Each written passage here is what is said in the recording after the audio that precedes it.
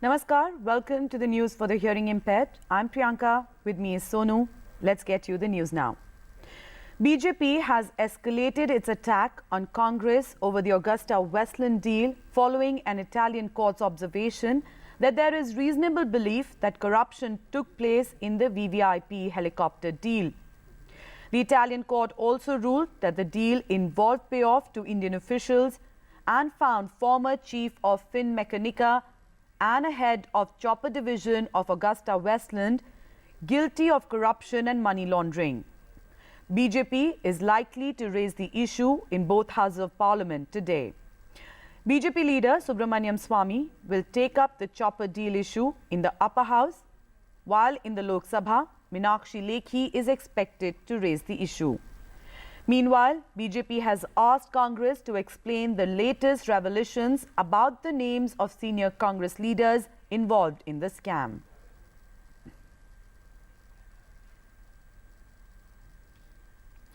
Meanwhile, Congress, cornered by BJP on the issue, held a high-level meeting at 10 Janpath.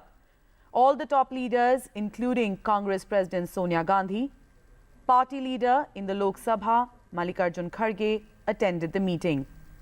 Speaking to the media after the meeting, Kharge said that the party is ready to discuss Augusta-Westland issue in Parliament. Supreme Court will hear today the centre's petition challenging Nainital High Court order quashing imposition of President's rule in Uttarakhand. The Apex Court on last Friday had stayed till today the Nainital High Court order, which had restored Harish Rawat-led Congress government in the state. But the state came under President's rule again after the Supreme Court stayed the High Court order. The Apex Court had clarified that it is keeping in abeyance the judgment of the High Court till the next date of hearing, that is today, as a measure of balance for both the parties, as the copy of the verdict was not made available to the parties.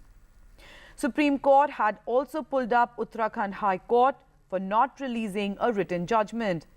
The High Court, in its judgment, has scheduled a floor test on 29th April.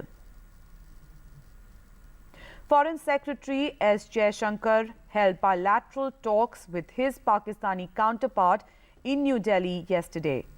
The 90-minute talks took place on the sidelines of the Heart of Asia conference. Jaishankar told Chaudhry that Pakistan can't remain in denial about terrorism and terrorist groups in Pakistan targeting India. He also brought up the listing of JEM leader Masood Azhar in the UN 1267 Sanctions Committee. The Foreign Secretary also denied India having any role in Balochistan, saying which spy agency would put their agent in the field with their own passport and without a visa.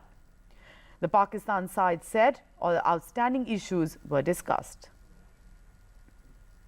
Supreme Court has directed Vijay Mallya to declare all of his own and his family's assets in foreign countries to the banks to whom he owes money.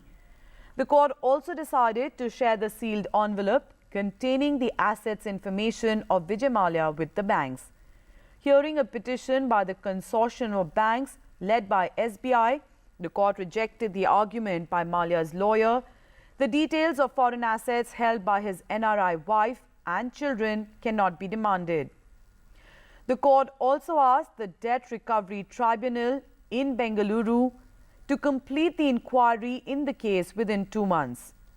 Earlier, on a petition by the consortium of banks, Supreme Court served a notice to Mallya demanding details of assets held by him. In his defense, Mallya said that loans from banks were taken against his Indian assets.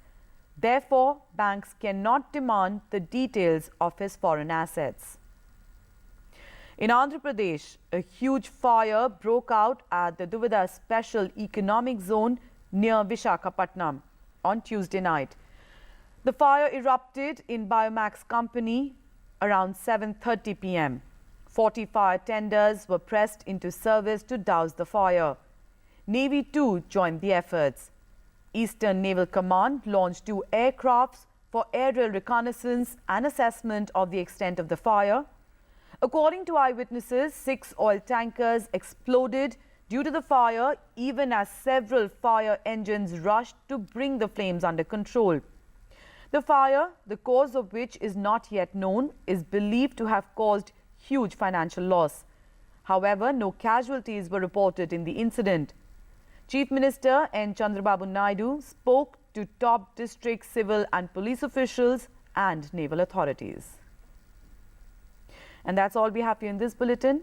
Namaskar.